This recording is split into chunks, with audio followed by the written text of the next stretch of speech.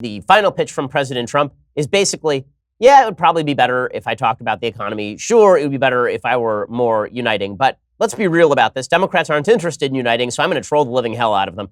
That was basically Trump's closing message yesterday. He has talked about the economy. The fact is that when people say Trump doesn't talk about the economy, he should be pitching the economy.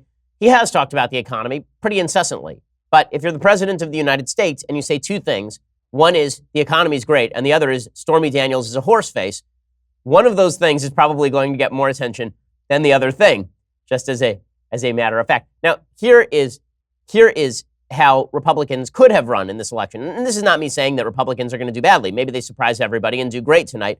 The polls right now are showing that the poll average, at least from 538, has Democrats up about 9 in the generic ballot. The Real Clear Politics poll average has Democrats up about 8 in the generic ballot.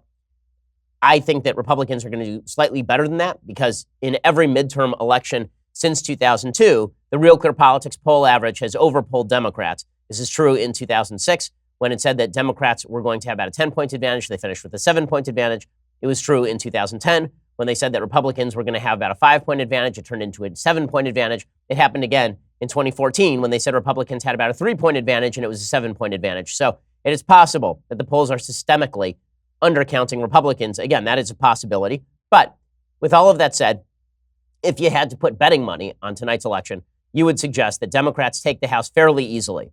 If you look at the 538 analysis, this is Nate Silver's group, the 538 analysis, and I think data are appropriate to analyze, the analysis suggests that in the sort of 80 percentile range of certainty is the Democrats win somewhere between 21 and 57 seats, which is a very broad range. But remember, Democrats only need to win 23 to take the House. That means that it's very unlikely that Republicans keep the House at this point. If I had to put money on it, I would be saying 35 seats and above for Democrats in the House. Republicans pick up maybe 1, maybe 2 seats in the Senate. Because 3 weeks ago, I think the math was a little bit different, but the narrative over the past 3 weeks has not been good for Republicans. And again, President Trump's final pitch is a pretty polarizing one, which may get more Republicans out to the polls, but will also bring more Democrats out to the polls.